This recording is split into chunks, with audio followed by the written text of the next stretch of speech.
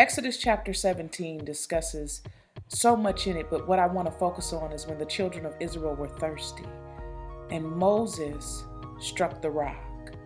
Around chapter 17, verse 5 and 6, it discusses that, and depending on what translation, but I was looking in the Message Bible. It discusses how right before Moses struck the rock, God told him, listen, I will be there. My presence will be there. And when you strike the rock, out of the rock will come water and people will begin to drink. So I wanted to title Faith-Filled Friday today, Strike the Rock. Because when I began to think about David and how David used to call God the rock of his salvation, that he could take refuge in him, I said, if God is the rock of our salvation, and in Exodus 17, Moses was striking the rock to receive the water, then now, in this day and age, when we're going through things in our life, when we're thirsty for more of him in whatever area we need to see him in, we need to strike the rock. We need to make sure that we continuously strike the rock in our life so that water can flow. See, when we got saved, they have the song, Jesus is the rock of my salvation.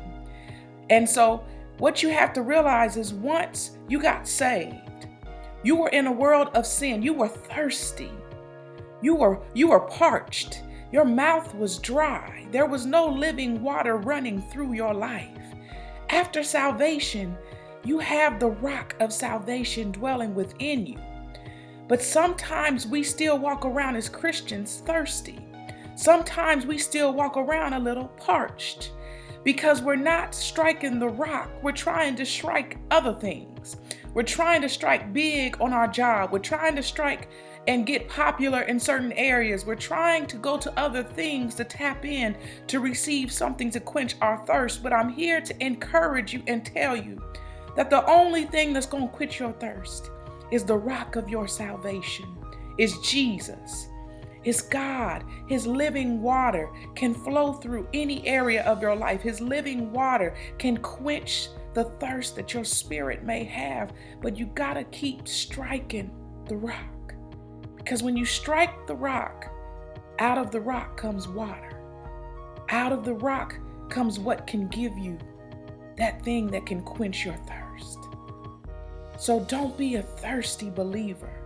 Be a person and a believer and a child of God that continuously grows in him, consistently believing in him as the rock of your salvation and knowing that he is quenching every bit of thirst that you will ever have in this life because your relationship is getting stronger daily and you seek out him first and you strike the rock of salvation first rather than trying to strike something else to quench your thirst.